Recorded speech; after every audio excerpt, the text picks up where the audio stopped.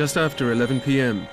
on the 12th of October 2002, a coordinated suicide attack devastated two nightclubs on the Indonesian island of Bali.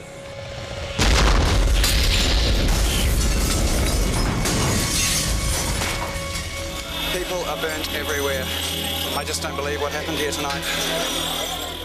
202 lives were destroyed and countless others wrecked in an indiscriminate act of revenge against young Westerners. This film reconstructs the hour before the bombs explode. As each minute passes, the new faces of post-9/11 terror emerge.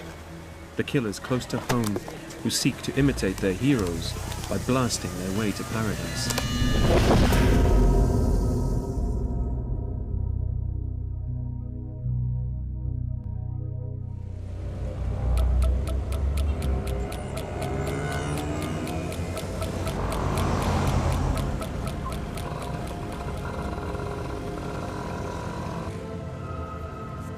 Ali Imran, a 33-year-old religious student, prepares to make a delivery.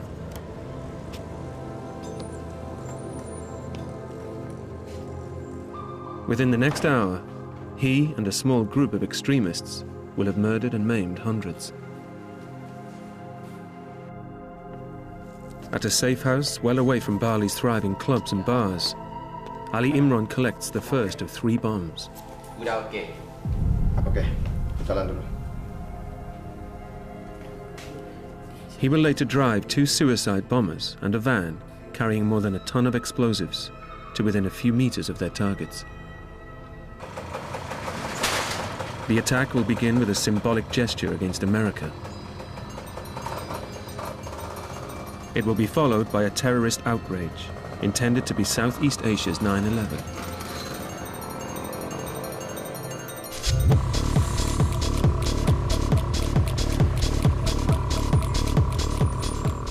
It's Saturday night in Kuta, the tourist capital of Bali.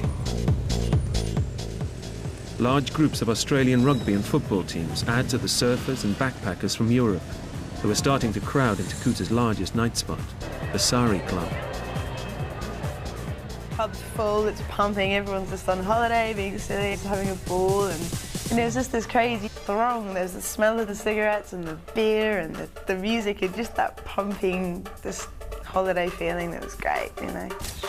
Mark, my boyfriend of 2.5 years. It was the first time Mark had ever been to Bali, and it was my 20-something trip, so I was just really happy to show him around. I was in Bali for an end-of-season football trip. Straight away, lots of the guys ordered a drink and went in and started dancing on the dance floor and just having a really good time. We're an amateur group from the Kingsley Football Club. 90% of the boys was their first trip ever on a plane, and it was definitely their first trip to Bali, and they were blown away.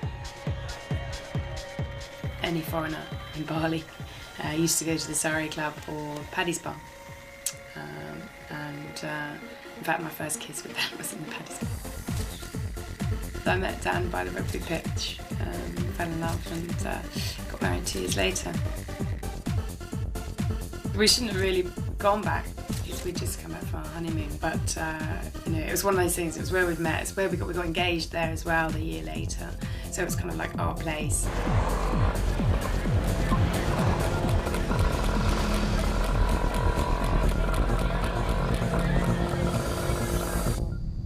In a wealthy suburb 10 kilometers north of Kuta, the American consulate is closed for the day. Ali Imran arrives with bomb number 1. 500 grams of TNT, a detonator wired to a mobile phone that will trigger the explosive. And another ingredient, designed simply to add insult: human excrement. The bomb is small. When it's detonated in 55 minutes' time, it will cause no significant damage and will only slightly injure a passerby. But it will be the first in a sequence of explosions that will end in mass murder.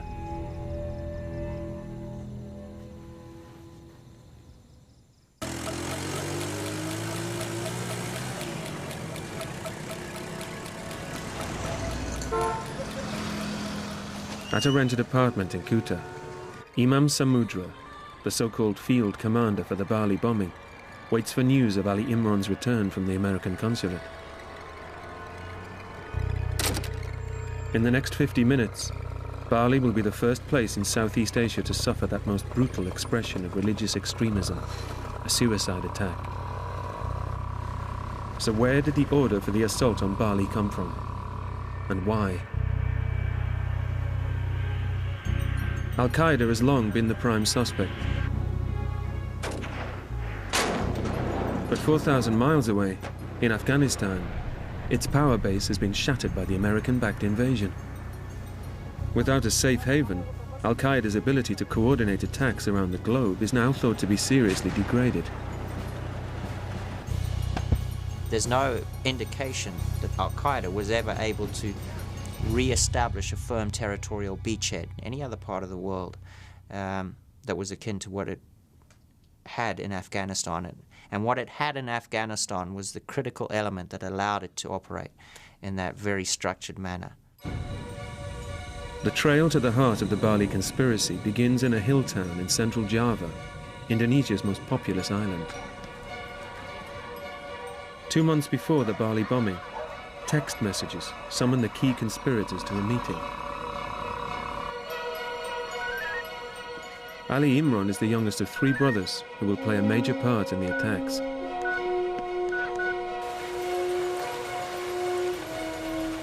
Abdul Mateen is a second-hand car dealer and a trained bomb builder.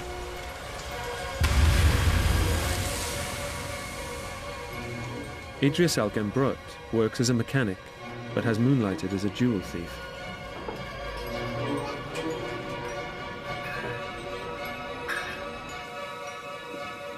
Ali Imran's older brothers, Mukhlas and Amrozi, together with the bomb technician Abdul Mateen, and Idris, the gopher, rendezvous with the commander for the bombings, Imam Samudra.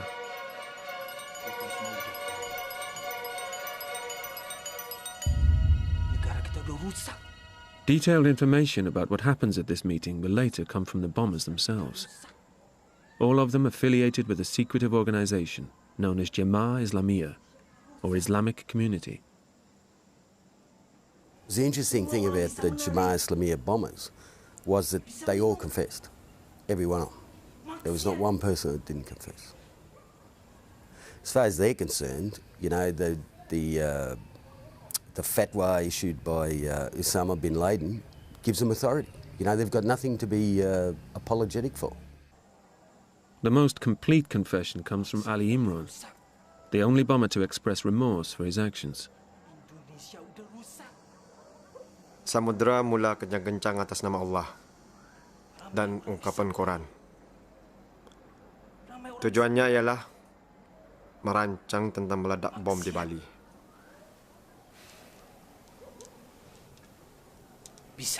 Ledakan bom di Bali dirancang oleh Samudra dan Mukhlas. Ya, Bali adalah tempat yang sesuai karena ramai orang bule dari Amerika dan sekutunya berada di sini. Amerika dan sekutunya telah banyak menindas orang-orang Muslim, terutama di Afghanistan. Dan memang harus mereka menerima akibatnya.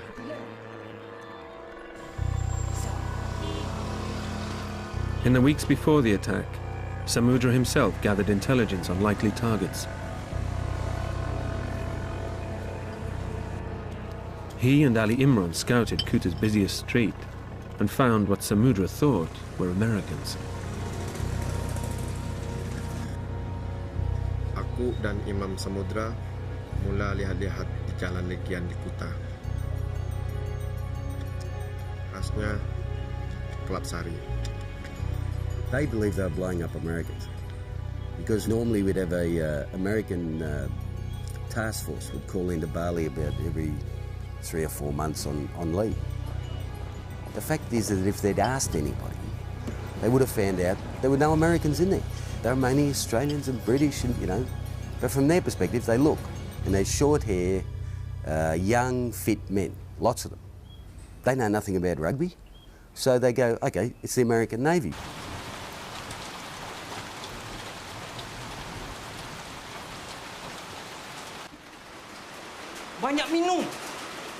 At the heart of the conspiracy are Samudra and Mukhlas, both of them religious firebrands. Imam Samudra is just a complete zealot. Believes utterly in the fact that Indonesia has to become a Muslim state. Mukhlas, I'd say cleverer than Imam Samudra, more of a thinker, you know, very radical, but more of a thinker. It was Mukhlas' extremist eloquence that inspired his younger brothers, Amrozi and Ali Imran, to join the conspiracy.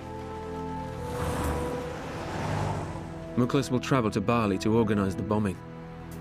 But as a senior figure in Jemaah Islamiyah, he's considered too valuable to be caught in a police dragnet and will leave the island in the days before the attack. In the absence of Mukhlas, Samudra would be the commander on the ground. He allocates jobs to each of the conspirators.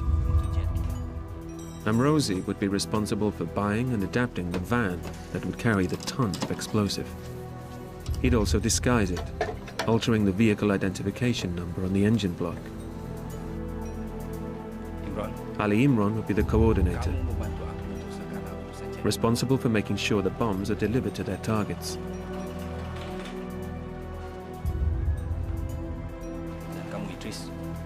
Idris would handle the bills for transport and safe houses, settling everything in cash.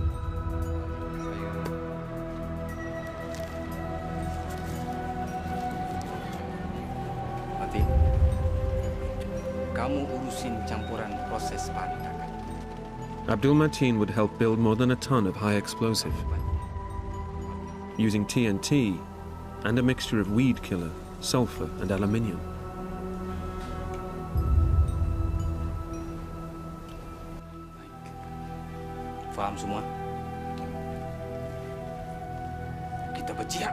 The original plan for Bali was to attack exactly a year after 9/11.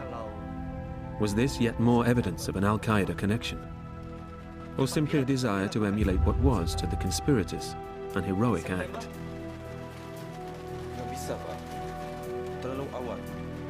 So far, at least, a proven link back to Al-Qaeda hasn't been found, either in planning or finance.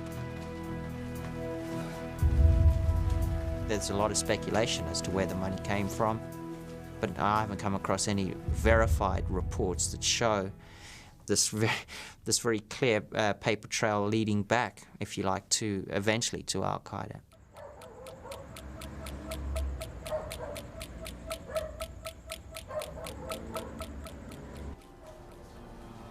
In the Bali bombers' safe house, two intensely nervous figures go through the mental preparation to end the lives of hundreds of people, including their own. With just 45 minutes to go before the explosions, Idris keeps a close watch on the two would-be martyrs for any sign that they're losing their nerve.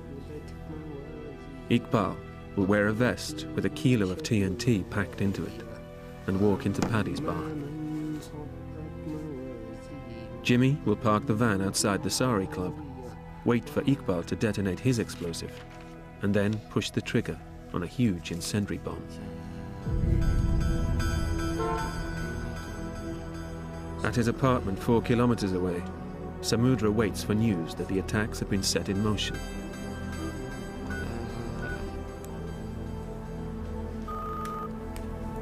Iya, apa berita? Lagi menunggu Imran. Beritahu aku kapan dia pulang. Okey, aku kira dia enggak lama lagi. Bagaimana dua rakan kita di sana? Gelisah, tapi mereka sedia. Jangan khawatir. Dan si kecil putih itu? Semua sedia. Bagus. Telepon aku. Okey.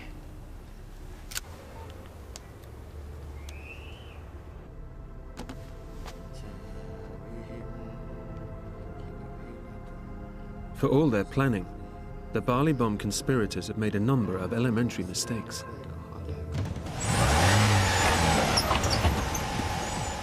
Jimmy, the intended suicide driver of the van, has a significant handicap. He can't drive.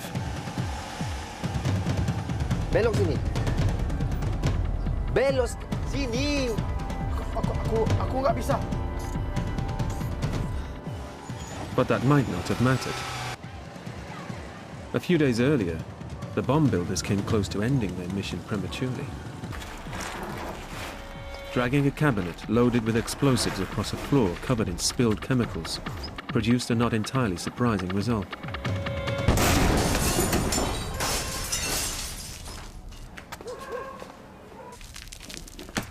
Apaan ini? Tahu. Tiba-tiba aja ya ledak. Ledak. Kapan 4:30, aku terdengar bunyi ledakan. Tetangga datang menanya. Dibilang Idris, ledakan itu terhasil dari ban mobil. Langsung, malam itu juga kami berhenti membancu.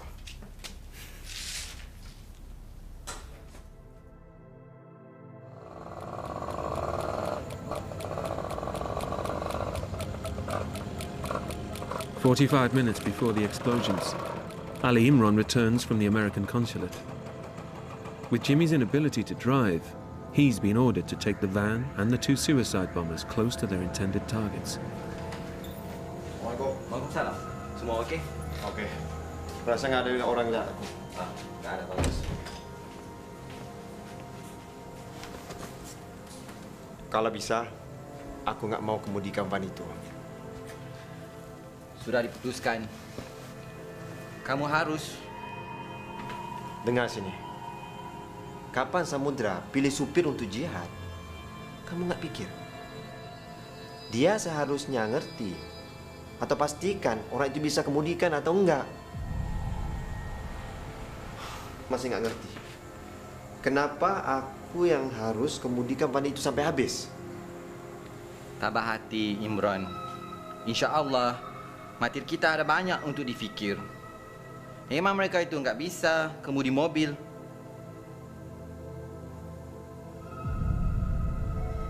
Aku ikut dari belakang, naik sepeda motor.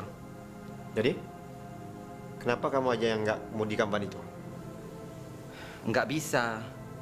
Bom itu menakutkan aku. Gimana kalau aku buat silap?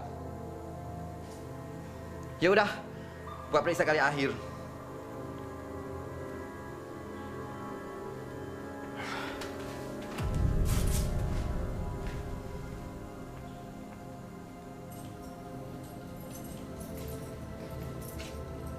Kita harus kerja dalam tempoh 2 minit, okey?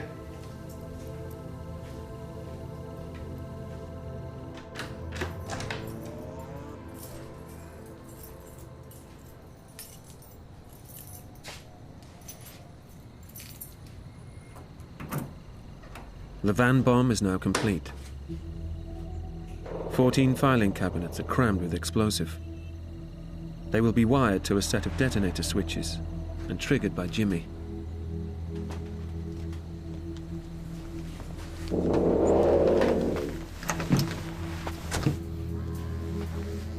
Yuk. Ikut aku. Ayo.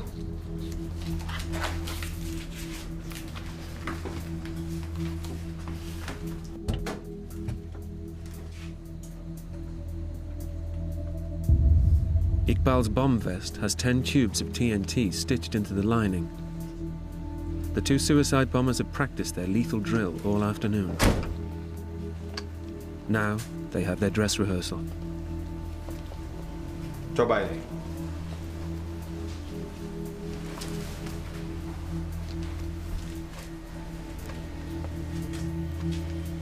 Ini untuk bersenjata, untuk meledakkan bom. Ngerti? Ingat, waktu kamu sampai di sana, buka yang ini. Ngerti? Ya. Ya udah, buka.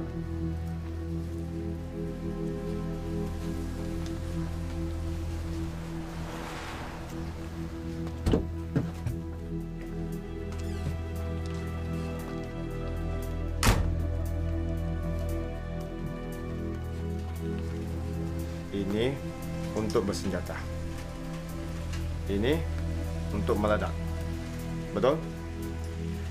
Ya. Ini untuk bersenjata.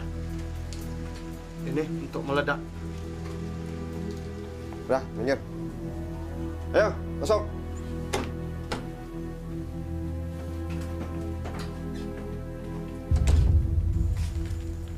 On his way out, Idris finds a cell phone that has wires attached to it, but he doesn't realize its significance.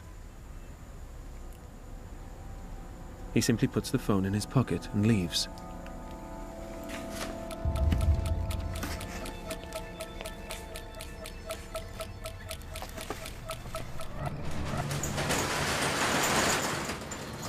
Jam 10:30, aku kemudi van penuh dengan bom.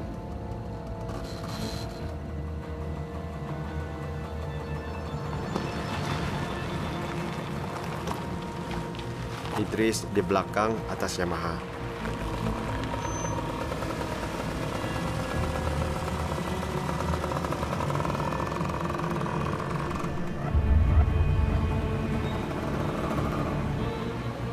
Jimmy di kiri aku dan Iqbal di ujung pegang vest bom.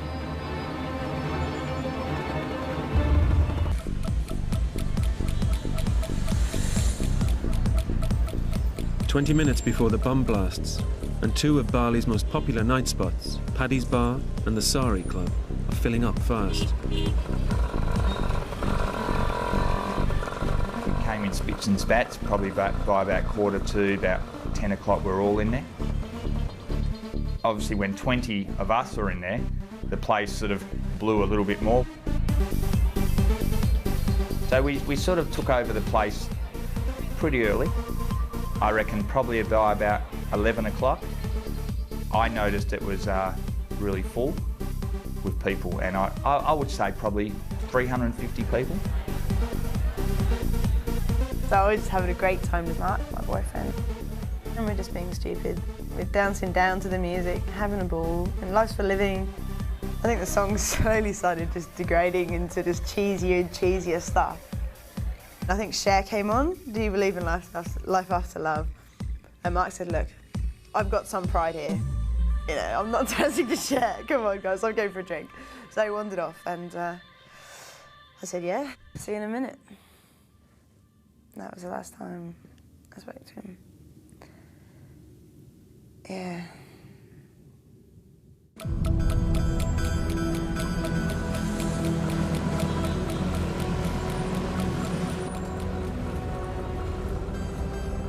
It's taken Ali Imran almost half an hour to drive the badly overladen van the 8 kilometers to the center of Kuta.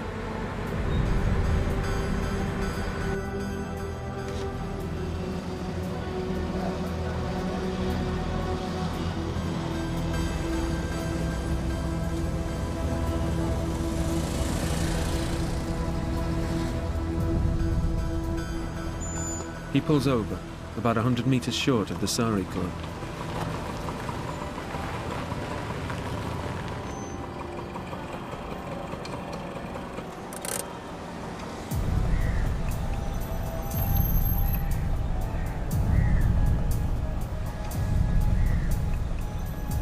Kamu oke? Udah bersedia? Aku udah. Aku oke. Bang, nanti sebelum keluar ingat pakai vest tuh. Ya. Ya udah. Ya.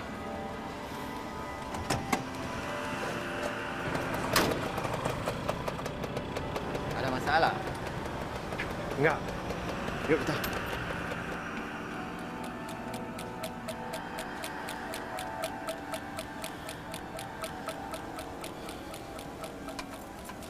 With less than 8 minutes to go before detonation, Jimmy now has to maneuver the van closer to the nightclubs. It will stretch his pitiful driving skills to the limit.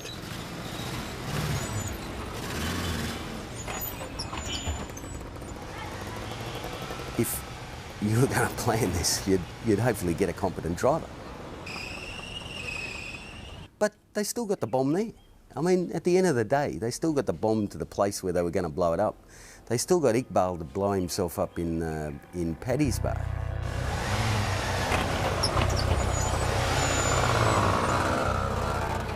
The van stops again, this time just 30 meters away from the two nightclubs. Iqbal will travel the rest of the way to Paddy's Bar on foot. If he fails to detonate the TNT in his vest, he could just walk away.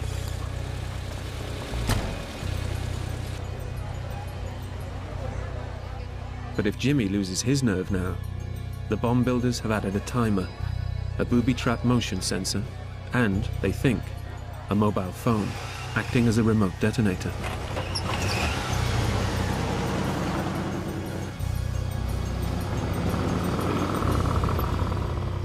About 2 kilometers away, Ali Imran and Idris pull over, intending to start the sequence of explosions.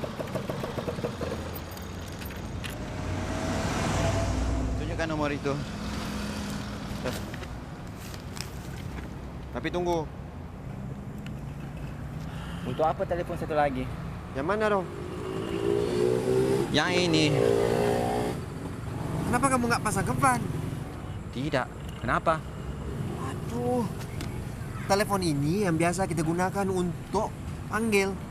Untuk ledakkan van. Kamu seharusnya pasang ke lemari van. Ya udah, lupakan nomor itu. Sekarang kita nggak bisa ledakkan van dari sini. Without the remote detonator for the van, all they can do is explode the small bomb at the American consulate.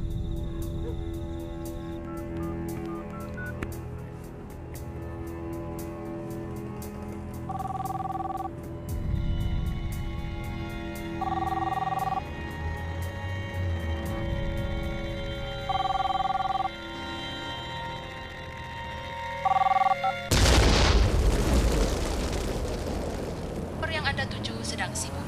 Cobalah beberapa menit lagi. Beres.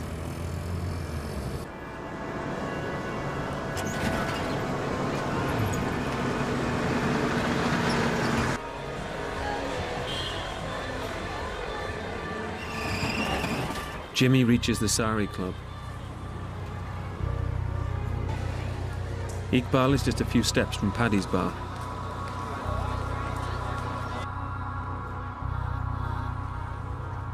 Jimmy's been ordered to wait for the explosion from Iqbal's bomb before he detonates his own.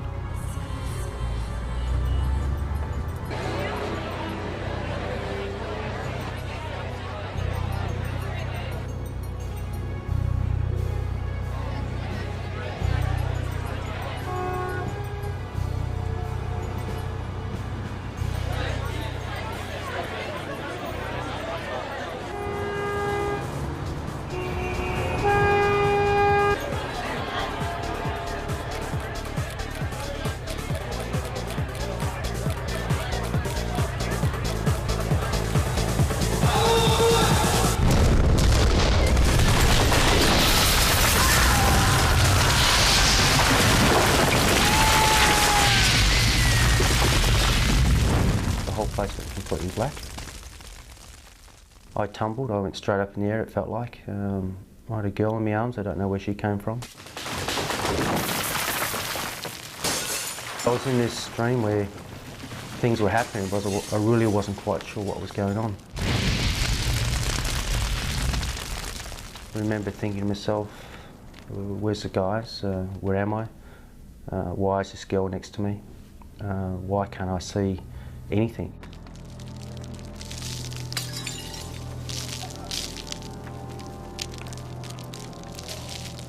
I remember saying to this young lady that we need to get out of here, and as I was walking out I can remember stumbling, and as I was looking down thinking what was under my feet, and then it really hit me. I saw people.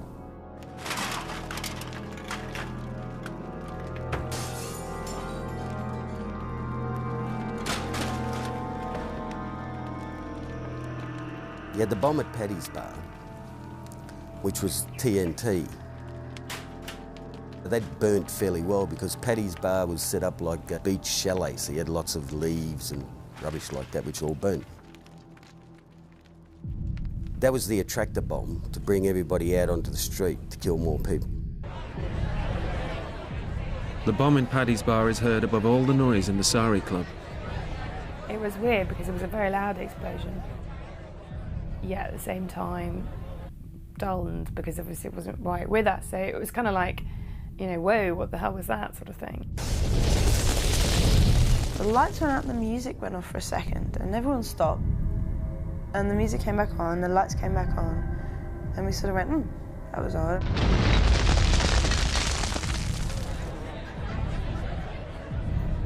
I know Bali. I know the noises. I know the sounds that happen. I heard some screaming and noise, but I just thought it was Bali. It was just, it wasn't anything different. From the witnesses, they heard Paddy's bar explode. They stood up. They had enough time to stand up, look to the right, and then the one in the car exploded.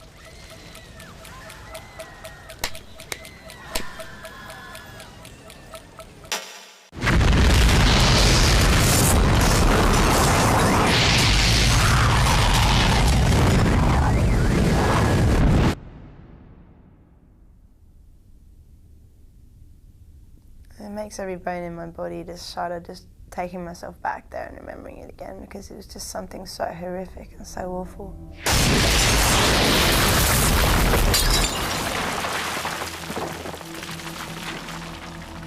The air just went vroom. It was the most amazing, bright, yellow light that came flying towards me. It's a noise that I'll never ever forget, ever in my lifetime. It was a sonic noise, it was a sonic boom. Suddenly everything just went boom.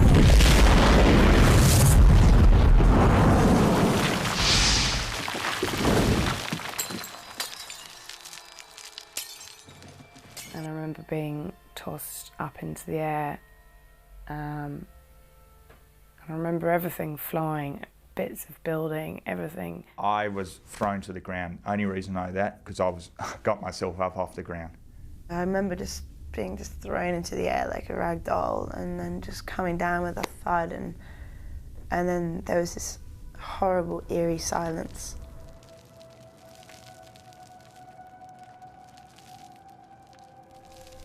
Just stuff piled on top of me, and I couldn't figure out what had happened.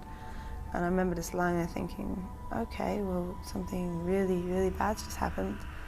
And obviously, I'm pretty stuffed, I'm dead. And I remember lying there thinking, wow, it's really annoying, I wasn't ready to go. And then everyone started getting up and surging, and that's when there was the yelling and the screaming began. And everyone that could move started to.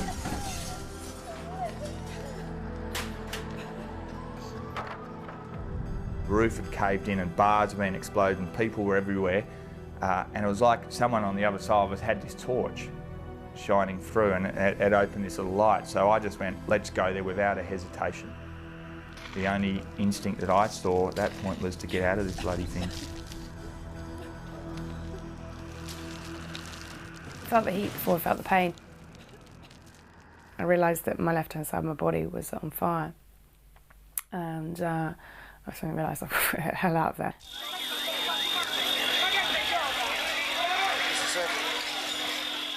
One of the first on the scene, moments after the explosions, is Richard Poor, a news cameraman from New Zealand. Huge, it's scary. And I sound like a TV journalist. Being the fact that I was working for a television station, I tend to have my camera with me all the time. So my first instinct was just to grab the camera and bolt outside. People are burnt everywhere. There's an LPG container, there's people dead, there's everything. I've never seen anything like it. Just met by just this wall of people coming towards me with just horrendous injuries. You know, there were people running everywhere. There was a guy running, screaming, or not running, being carried, screaming, just let me die, and he was missing a leg. There was just... By now, both clubs have started to burn like furnaces, with hundreds still trapped inside. It was the most disgusting smell in the air, which obviously was the burning bodies. I was running up the road screaming, and there were quite a few people there injured and not injured. And I remember there were some Indonesians on a motorbike, and I remember running up to them saying, help me, help me, help me, I'm fine, help me, take me to hospital. And they just backed away, hands up, backed away. They were obviously clearly terrified of seeing me like a fireball coming towards them. Lucky that there was an Australian guy called Noel, and he had a blanket in his hands and saw me and came running over and basically put the flames out and held me upright.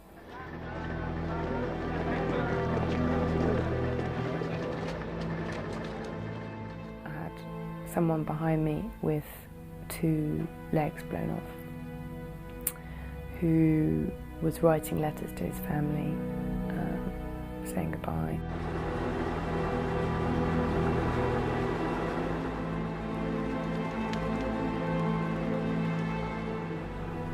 I remember getting to a point and looking down and just seeing someone on the floor moving. They were black and they were obviously in a lot of pain. I just said I don't care if your legs are broken, because if you don't move now, there's no way you're not going to survive, so get up now. I'll help you all I can. So I remember just pulling him up and carrying his weight, just wrapped his arm around my shoulder and just helped him just get away from the fire.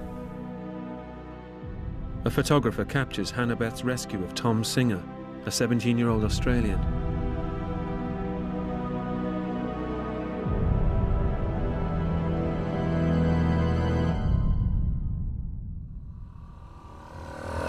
Ali Imran and Idris arrive at a small mosque within earshot of the carnage. Kami berangkat ke Masjid Al-Garubah dan letak sepeda motor di tepi masjid. Idris bilang ada orang akan ambil sepeda motor itu nanti.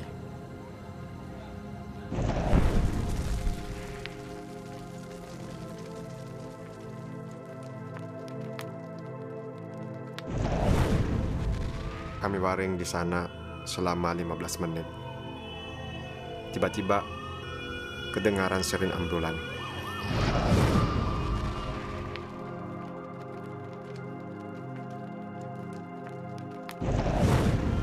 Aku terasa sedih. Ingat membawa bayi aku ke rumah sakit. Cuma sekali aku dukunnya.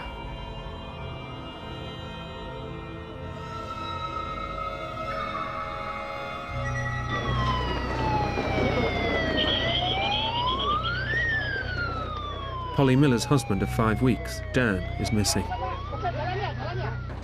Part of me, knew, I think, really that the chances of them getting out were so slim because, where I'd looked towards to my left was a wall of fire, and that's where they had been. But, I had got out, and therefore I assumed or hoped that others than Dan had got out. Hannah-Beth Luke's boyfriend, Mark, was also vanished. I remember standing on the roof of this car and just trying to look over the flames and just yelling Mark's name just again and again, and just becoming more and more desperate. And I remember looking back at the flames and knowing that as I didn't hear my voice my name being called, I knew in my heart then, if he wasn't calling my name, that was it.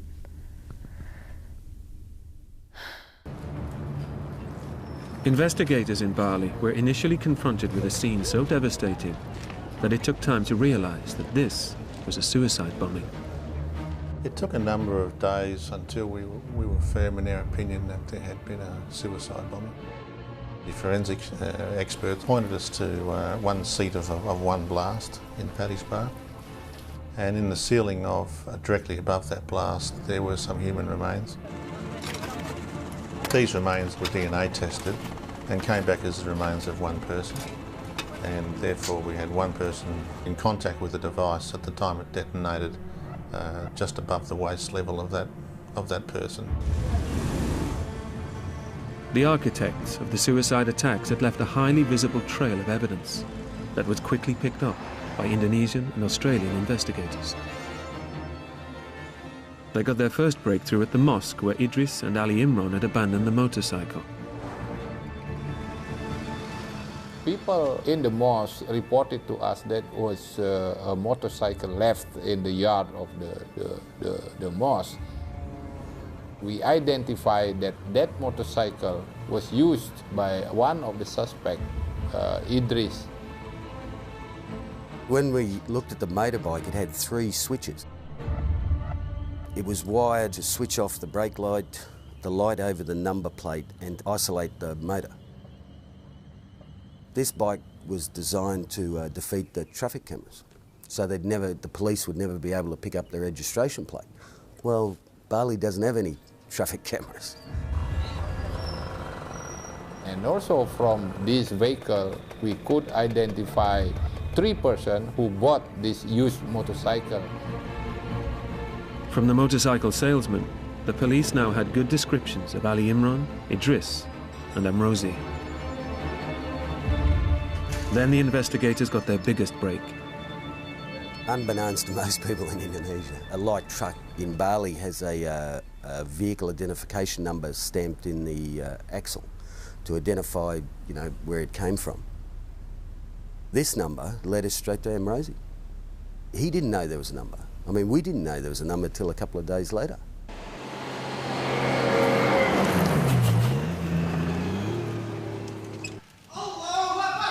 Amrozi's appearance in court gave the outside world its first glimpse into the mindset of the conspirators.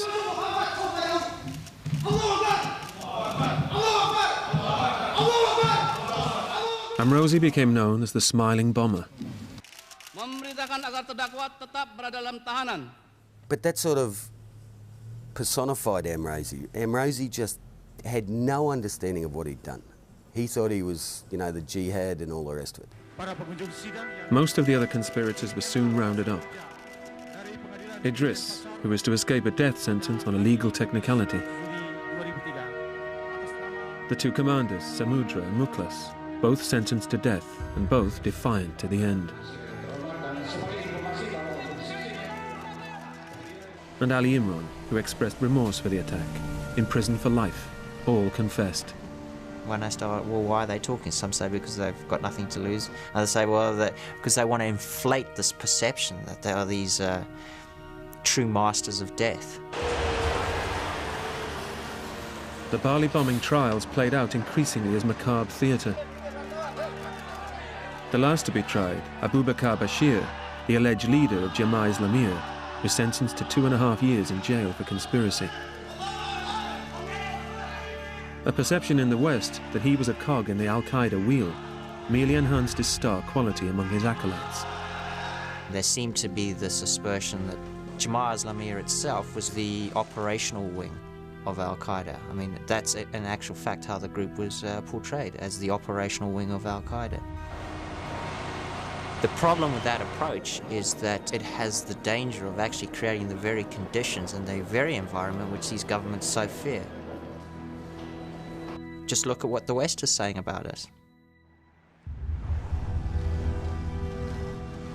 Today, the land where the Sari Club and Paddy's Bar stood is inhabited only by the memory of that terrible night. Polly Miller spent almost 5 months in hospital, with burns to 40% of her body. Dan, her husband of 5 weeks, never made it out of the Sari Club. It was a very weird sensation of having your life completely shattered, and I always sort of liken it to having a wine glass and someone just dropping it, and that's your life, smithereens. And you slowly, bit by bit, pick up the pieces and rebuild.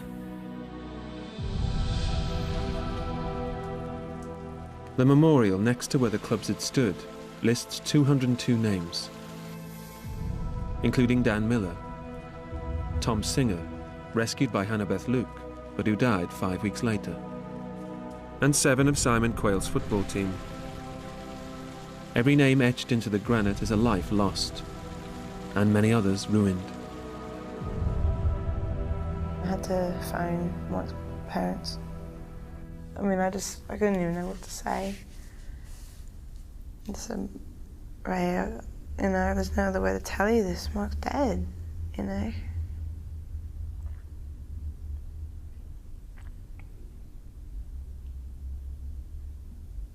And he just started shouting no, you know, just shouting.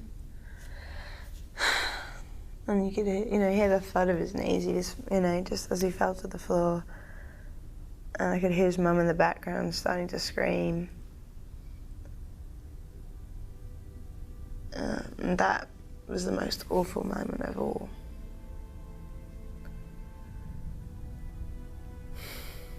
And that's just one person